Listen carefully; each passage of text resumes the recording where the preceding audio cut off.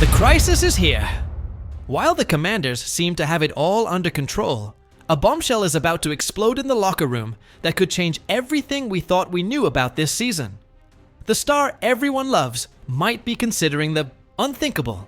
An unexpected signing is gaining momentum, and there are moves no one saw coming. If you're a Washington fan, what you're about to hear could change everything. Subscribe now because this exclusive information won't be found anywhere else. Let's start with something that frankly has me puzzled. Michael Davis, the cornerback. The Commanders cut, and who was a complete disaster last season, is now being mentioned as a possible pickup for the New England Patriots. I'll tell you this, really? Are we seriously talking about a player who participated in only 15% of Washington's defensive plays? Now I ask you, how is it possible for someone who allowed 71.4% of passes thrown at him to be considered by another NFL team? But here's the truth many don't want to accept. Davis has 76 career starts, and that counts for something in this league. The Patriots, who are rebuilding their secondary, might be desperate for depth at the cornerback position. I think if Davis gets another shot with New England, or any other team, it will literally be his last chance in this league. The veteran knows he has to prove that his disastrous season with Washington was just a bump in the road and not the end of his career. But you know what bothers me about all this? That Adam Peters, who made so many smart signings in 2024, clearly messed up with Davis. And now another team might benefit from that experience. Now I ask you, do you really think Davis deserves another chance after what we saw last year? Now let's go with something that's really got me thinking. Experts are saying signing Jadeveon Clowney should be a no-brainer for the Commanders, and I have to admit they're right. Listen to me, Washington has a massive hole in their defensive line. They lost Dante Fowler Jr., who went to the darn Cowboys, with 10.5 sacks to his name. And how did the Commanders not manage to keep a player who had a family connection to Dan Quinn? I'm telling you, this makes no sense. Quinn was a position coach in Florida when Fowler played there. The guy would have Thanksgiving dinner at Quinn's house. And they still let him go? Come on, Clowney has 58 career sacks and is a three-time Pro Bowler. Yes, he didn't become the superstar we all expected when he was the first overall draft pick, but the man knows how to play football. Last year he played and started 14 games with Carolina, and the year before he appeared in all 17 games with Baltimore. I think Washington isn't just a team in need here. They are literally starving for a pass rusher like Clowney. But you know what worries me? That Quinn wants to wait and see what he has on the field first. I'll tell you this, we already know what we have, and it's not enough to win a Super Bowl. Now, I ask you, do you think Clowney would be the missing piece to complete this defense? Here's something that really excites me. Deebo Samuel is progressing exactly how we wanted to see him in the Commanders' practices, and Cliff Kingsbury couldn't be happier with what he's seeing. Kingsbury says Samuel is a football player through and through, and has a natural feel for things as he figures out this offense. I think those are exactly the words we needed to hear after his struggles with injuries and weight over the past few years. What really excites me is the possibility of seeing Samuel and Terry McLaurin form one of the deadliest receiver duos in the entire league. Kingsbury described it perfectly.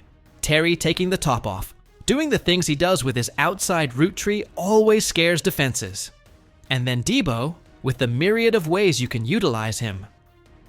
I'll tell you this, Samuel is hard to bring down. That first defender in open space seldom takes him down, and now we have to find ways to keep him impacting our offense while making sure the other guys get touches as well.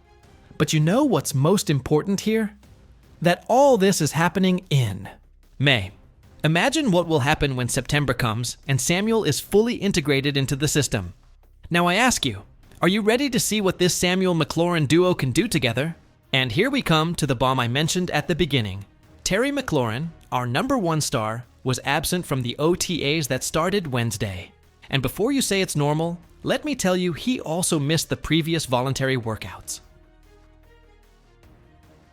I'll tell you the truth. McLaurin is looking for a new contract, and he has every right to do so.